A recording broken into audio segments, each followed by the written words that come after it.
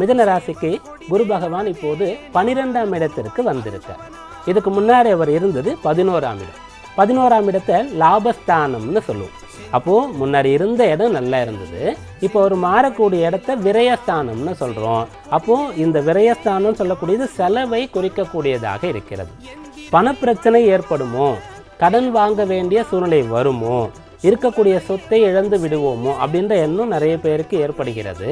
அப்படி தான் எக்ஸாக்டாக நடக்கணுன்ற அவசியம் இல்லை. ஏன்னா விரயம் சொல்லக்கூடியது பணம் மட்டும் கிடையாது, நேரமாக கூட இருக்கலாம்.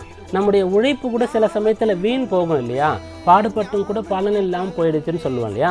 அப்படி ஏதாவது ஒரு விரயத்தை அவர் ஏற்படுத்தக்கூடிய நிலை, அதை தான் விரய குருன்னு சொல்கிறோம். அதனால் நீங்கள் கொஞ்சம் முன்னெச்சரிக்கையாக இருந்துட்டால் போதுமானது.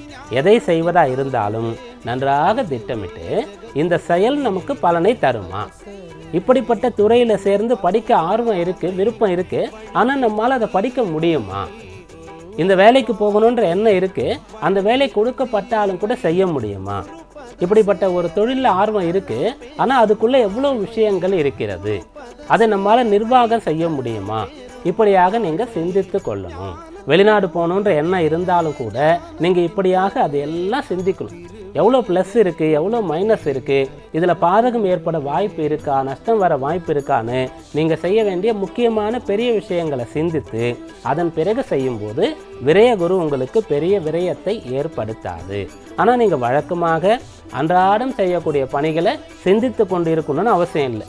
நீங்கள் படிக்கிற ஒரு பிள்ளையாக இருந்தாலும், ஒரு பணிபுரியக்கூடிய நபராக இருந்தாலும் டெய்லி நீங்கள் விரயகுரு இருக்கே, அப்போ இன்றைக்கி என்ன செய்யலாம் அப்படியாக சிந்திக்க வேண்டிய அவசியம் இல்லை. மிகப்பெரிய காரியங்களை எடுத்துக்கொள்ளும் போது மட்டும் அப்படி சிந்தித்தா போதுமானது. மேலும் குரு பகவான் விரயத்தை ஏற்படுத்தணும்னு சொன்னால் நீங்களாகவே நல்ல செலவுகளை செய்து விடுங்க. அப்போ உங்களுக்கு குரு மேற்கொண்டு செலவுகளை ஏற்படுத்த மாட்டார். இதுதான் அவர் இருக்கக்கூடிய இடத்தின் பலன். அதன் பிறகு அவர் பார்க்கக்கூடிய இடத்தின் பலன்கள் என்ன? குரு பகவான் கன்னி ராசியை பார்க்குறார். அந்த கன்னின்னு சொல்லக்கூடியது உங்களுடைய ராசிக்கு 4ஆம் இடமாக வருகிறது. அப்போ 4ஆம் இடம் சொன்னால் மனை, வீடு, இதை குறிக்கக்கூடியதாக இருக்குது. குரு பகவான் 12ஆம் இடத்துல இருக்கார். அப்போ நீங்கள் ஒரு மனை வாங்கலாம். கையில் கொஞ்சம் பணம் இருக்குது, கொஞ்சம் பணம் வர்ற மாதிரி சூழ்நிலை இருக்குது. அதை என்ன பண்ணுறது? கார் வாங்கலாமா, பிஸ்னஸ் பண்ணலாமா? வேண்டாம். ஏன்னா விரய குரு இருக்குது. ஒருவேளை பிஸ்னஸில் கொஞ்சம் இடையூறு ஏற்படலாம். கார் வாங்கும்போது கூட அதில் கொஞ்சம் பிரச்சனைகள் வரலாம். அதனால் இப்போ நீங்கள் பாதுகாப்பான முதலீடுகள் செய்யணும். மனை வாங்கினாலோ கட்டப்பட்ட வீட்டை வாங்கினாலோ அதில் பெரிய ரிஸ்க் ஒன்றும் கிடையாது.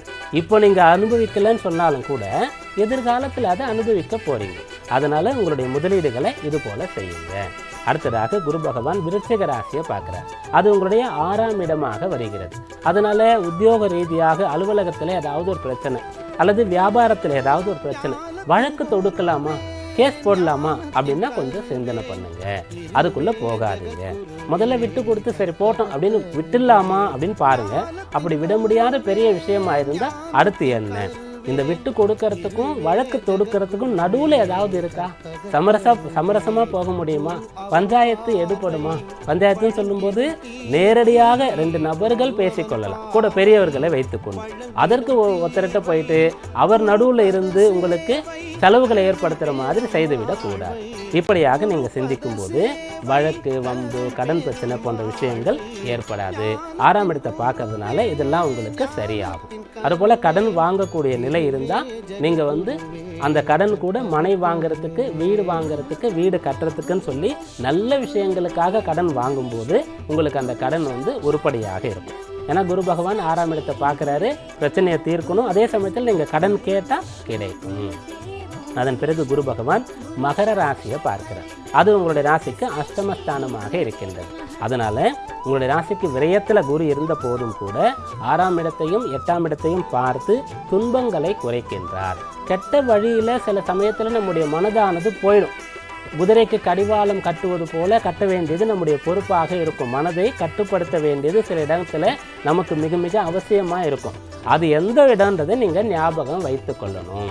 தேவையற்ற பழக்கங்களோ தேவையற்ற செலவுகளோ அதெல்லாம் நீங்கள் செய்யாமல் தவிர்க்கணும். அந்த சக்தியை குரு உங்களுக்கு கொடுக்கும். அதனால் நீங்கள் நல்ல செலவுகள் செய்து உங்களுடைய நேரத்தை பயனுள்ளதாக மாற்றும்படியாக சரியான ஒரு அட்டவணை போட்டு நீங்கள் அந்த நேரத்தை பயன்படுத்தினா உழைப்பதற்கு முன்னதாக எவ்வளவு அதில் பலன் கிடைக்கும், அந்த உழைப்பு பூர்த்தி ஆகுமா அப்படின்றத பார்த்து கொண்டால் இந்த விரயகுரு காலத்தில் உங்களுக்கு பிரச்சனை கிடையாது. இதுபோல் இந்த விரயகுரு காலத்தில் எதை செய்தால் உங்களுக்கு முழுமையான பலன் ஏற்படும், பரிகாரம் என்ன அப்படின்னு பார்க்கும்போது நரசிம்ம சுவாமியை வழிபடலாம். மிருகசீரிஷ நட்சத்திரம் சொல்லக்கூடியது 1, 2 பாதங்கள் ரிஷபராசியில் இருக்கு. உங்களுடைய ராசியில் 3, 4ஆம் பாதமாக வருகிறது. அதனால இந்த மிருகசீரிஷ நட்சத்திரத்துக்குள்ள குரு வரக்கூடியது உங்களுடைய ராசி.